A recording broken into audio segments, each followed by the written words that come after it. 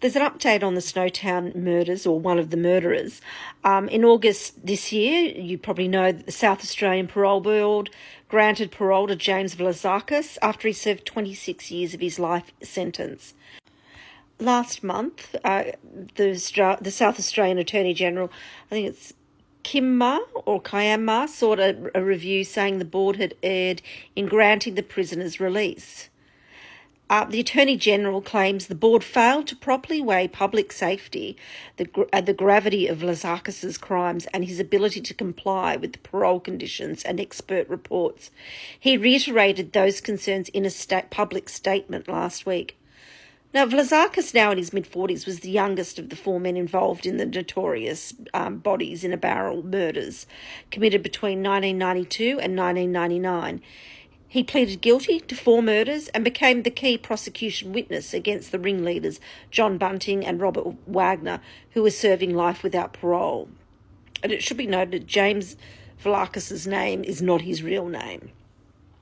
The South Australian Parole Administrative Review Commissioner will begin hearing submissions in December on whether the Snowtown killer, Vlazakis, should be released on parole amid growing political scrutiny and high public interest in the case. The Commissioner, Michael David, ruled last Friday that the proceedings will be held in private and closed to the media, despite submissions from the media representatives, including the ABC, where I got this article from. The closed hearing will commence on December 5th and continue for as long as needed. Now, at last Friday's direction hearings, Vlazakis appeared via video link from custody alongside his legal team. Also, Victims' Rights Commissioner Sarah Quick and representatives from South Australia Police and Legal Counsel for the state government were also present. South Australian Parole Board Chair Francis Nelson previously defended the original decision of the Parole Board to release him, saying Vlazakis was genuinely remorseful and posed no community risk.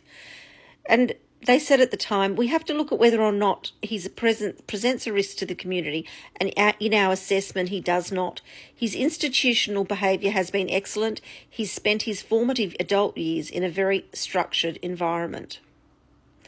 Now, while the appeals commissioners refused the media's request to attend the hearings, he's indicated he may allow publication of his final decision and will later determine whether to release documents submitted during the review.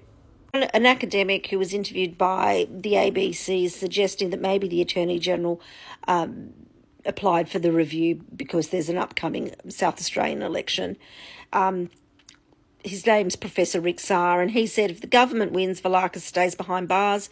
If not, they can say they did all